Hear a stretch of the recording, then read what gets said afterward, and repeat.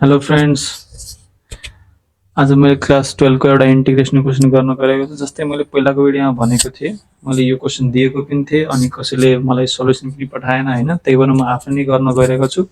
ल हेरौ है त। अघि जस्तै त्यो पहिलाको क्वेसन जस्तै हामीले के गरौँ, सपोज गरौँ t² = 1 + x लाई सपोज गरौँ, डिफरेन्शिएट गरौँ विथ रिस्पेक्ट टु x के आउँछ 2t dt upon dx = x को डेरिभेटिभ 1, 2t dt = dx। ल त्यसपछि हामीले यहाँबाट x को भ्यालु पनि निकाल्दियौँ, के आउँछ t² - 1 = x। हामीलाई यो चाहिरहेको छ है त, चाहिएको भएर नै निकाले हो। ल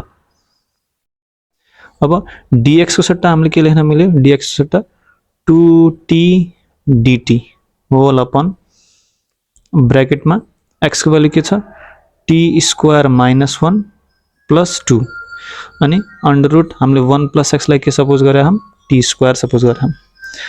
ल 2 बाहिर आइहाल्छ अनि t dt होल अपन यो भनेको कति हुन्छ t² - 1 अनि यहाँनिर स्क्वायर र रूट काटिन्छ, कति आउँछ t मात्र, यो t र यो t पनि काटिन्छ। अब हाम्रो कति बच्छ त 2 dt अनि सरी यहाँ -1 + 2 भनेको +1 है त। ल त्यसपछि t² + 1, अब यहाँ हाम्रो डाइरेक्टली फर्ममा जान्छ, कुन फर्ममा जान्छ tan इन्भर्स x मा 2 एज इट इज, यो भनेको tan इन्भर्स t + c, तर t को भ्यालु त हाम्रो के छ 2 tan इन्भर्स t को भ्यालु हाम्रो कति छ त, ल t को भ्यालु हाम्रो यहाँबाट t = √1 + x, चाहिँ हामीले लिएर गएर पुट गरिदिन्छौँ √1 + x + c, यो नै हाम्रो आन्सर हो।